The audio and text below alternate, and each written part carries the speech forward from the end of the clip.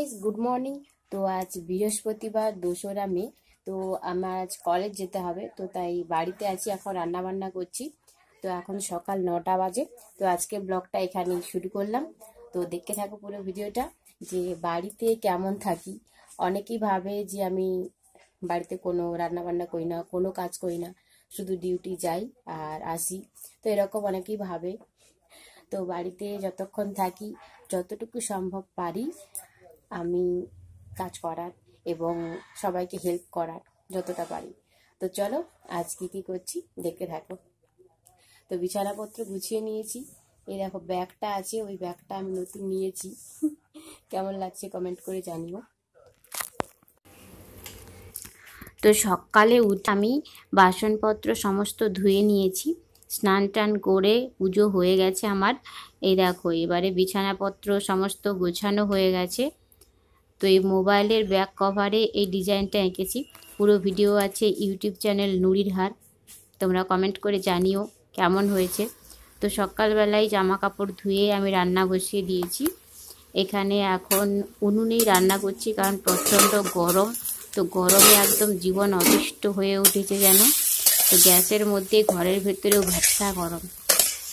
তো উনুনে রান্না করছি এখন। আজকে করছি লাউ শাক, লাউ ডাঁটা, আলু, বেগুন সমস্ত কিছু দিয়ে একটা চচ্চড়ি। কারণ লাউ শাক খেতে আমি ভীষণ ভালোবাসি। বাড়িতে থাকি না বলে তাই করতেও পাই না, তবে বাড়িতেই লাউ গাছ লাগানো আছে।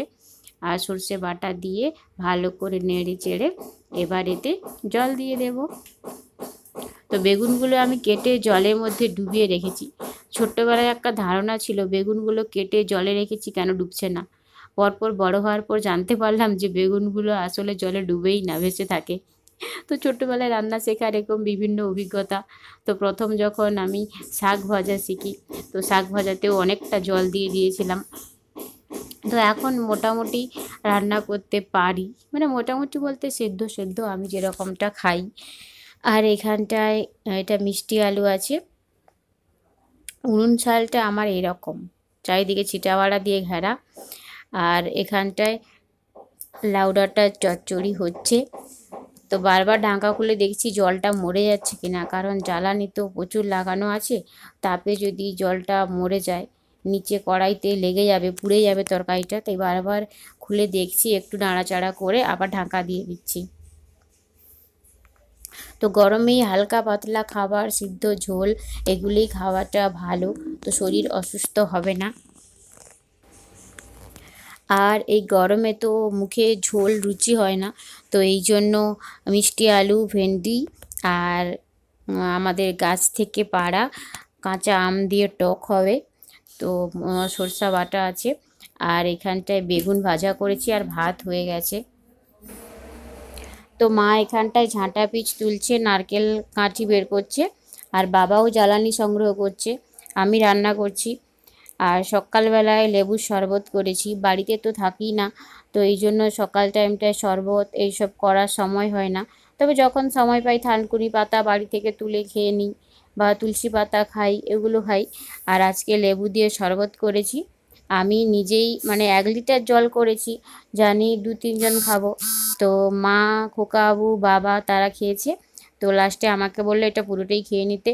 তো আমার তো শরবত খেতে ভীষণ ভালো লাগে, আমি তাই খেয়ে নিচ্ছি। প্রায় 1 লিটার জল বেশি করে খাওয়া প্রয়োজন, কারণ এই গরমে, অতিরিক্ত গরমে শরীরে থেকে যে পরিমাণ ঘাম বের হচ্ছে, এই জন্য ওআরএস বা নুন লেবুর জল এগুলো খাও তোমরা সবাই। এবং সারা দিনে অন্তত 3 লিটার জল খেতেই হবে। আর এই দেখো আমার বাড়িতে কাঁচা লঙ্কা হয়েছে, মানে গাছে বাগানে হয়েছে কতগুলো লঙ্কা। লঙ্কা আমি খাই না, তবে লঙ্কা দেখতে বা গাছ থেকে তুলতে আমার ভীষণ ভালো লাগে। তো রান্না করছি এখন, এখানেই উনুনে রান্না করি। সবজি লাউ ডাঁটার সবজি করেছি, আর মিষ্টি আলু, ভেন্ডি সমস্ত কিছু দিয়ে টক করেছি। তো তোমাদেরকে আগেই দেখিয়েছি। তবে যেটা বলা, এই গরমে বিশেষ সতর্কবার্তা, দুপুরে 11টা থেকে বিকেল প্রায় 3:30-4টা অবধি রোদের মধ্যে না বেরানোই ভালো। যারা বেরোবে তারা অবশ্যই ছাতা বা টুপি সঙ্গে রাখবে, পানীয় জল সঙ্গে রাখবে। আর প্রচণ্ড যদি মাথা ঘোরায় বা শরীর অস্বস্তি লাগে, তো অবশ্যই শীতল জায়গায় গাছের ছায়ায় বসো, বা রুমের মধ্যেই থাকার চেষ্টা করবে। তো এটাই বলা। তো এই মাত্রাতিরিক্ত গরমে উনুনের ধারে বসে রান্নাটাও কম কথা নয়। তবুও অনেকেই বাড়ির মহিলাদেরকে অবহেলা করে। মা বোনদের বা বউ যারা বাড়িতে রান্না করে ভাবে সারাদিন বাড়িতে আছে কি এমন কাজ করছে, কিন্তু সারাদিন বাড়ির মধ্যে থেকেও অনেক কাজ করতে হয়। তো যারা বাড়িতে থাকে বা থাকেন তারা অবশ্যই জানেন। তো এখন আমি রান্নাগুলো করে নিচ্ছি, এরপরে আমাকে কলেজ যেতে হবে। তো 11টা থেকে ক্লাস আছে। জামা কাপড়গুলো 2 গামলা প্রায় জামা কাপড় ভিজিয়েছি, সেগুলো ধুয়ে মিলতে হবে। তো বাইরে প্রচণ্ড গরম, মানে এখন প্রায় 10টা বাজে। তো এখন রান্নাটা বাকি আছে আরেকটু, তো পুরোটা কমপ্লিট করে নিই। আর অনেকেই যাদের প্রশ্ন আমাকে বলো যে আমি বাড়িতে রান্না করি না, তো আমি রান্না করি, কিন্তু ভিডিও করার সময় হয় না, এটাই হচ্ছে মূল কথা। তবে যাদের মধ্যে অনেকটাই প্রশ্ন যে বাড়িতে আমি কি করি না করি, রান্না করি না, ঘুরে বেড়াই, তো তাদেরকে বলবো আমার বাড়িতে এসে সব কাজগুলো করে দিলে খুব ভালো হয়। আমি যেহেতু বাড়িতে কোনো কাজ করছি না, তো গরমও প্রচণ্ড পড়েছে, তো বাড়ির আমার সব কাজগুলো তোমরা যদি এসে করে দাও খুব ভালো হয়। তো আমার বাড়িতে চলে এসো, একদিন দেখলে তো বুঝতে পারবে না আমি বাড়িতে রান্না করি কি না। তো বাড়িতে 6 মাস 1 বছর থাকলে বুঝতে পারবে যে বাড়িতে আমি কি কাজ করি আর কি না করি।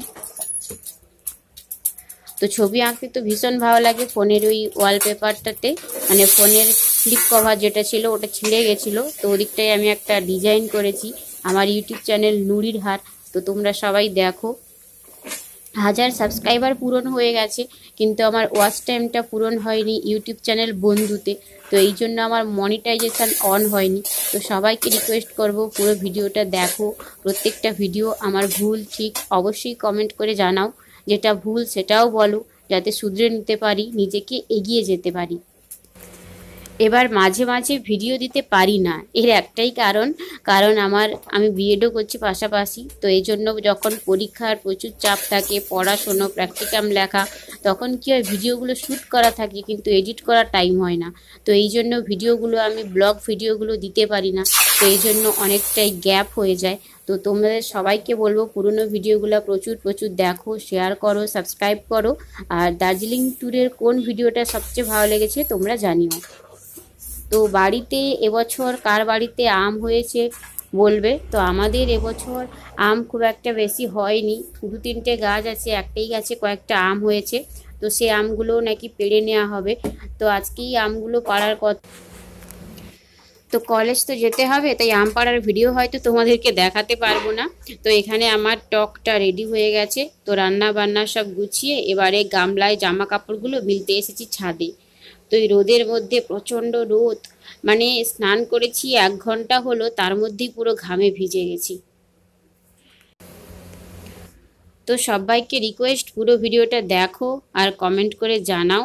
তো গরমে সবারই নাজেহাল অবস্থা, সবাই সাবধানে থেকো, সুস্থ থাকো আর প্রচুর জল খাও। তো হালকা রঙের জামা কাপড় পরো, তো সাদা, ঘিয়া, হলুদ, তো এইসব রং, ডিপ রং এড়িয়ে চলাই ভালো। কারণ যেগুলো ডিপ কালারের জামা কাপড় সেগুলো তাপ শোষণ করার ক্ষমতা বেশি। তো এই জন্যই তো গাছ এই মুহূর্তে তাপমাত্রা যদি 45 ডিগ্রি 47 ডিগ্রি হয়, গাছ এখন যা আছে এখনই লাগালে তো আর এখনই বড় হয়ে যাবে না। তো বর্ষাকাল এলে সবাই গাছ লাগিও। তো আমাকে সবাই বলছে আমি জ্ঞান দিচ্ছি, আমি কটা গাছ লাগিয়েছি। তো অবশ্যই আমি গাছ লাগাই এবং লাগাবো। আর আমার বাড়িতে অনেক গাছ আছে, মা বাবা খোকাবু সবাই লাগায়। তো আমিও এর আগের বছর গাছ লাগিয়েছিলাম, একটা ভিডিও দিয়েছি, কাঁঠাল গাছ পেয়ারা গাছ লাগিয়েছিলাম।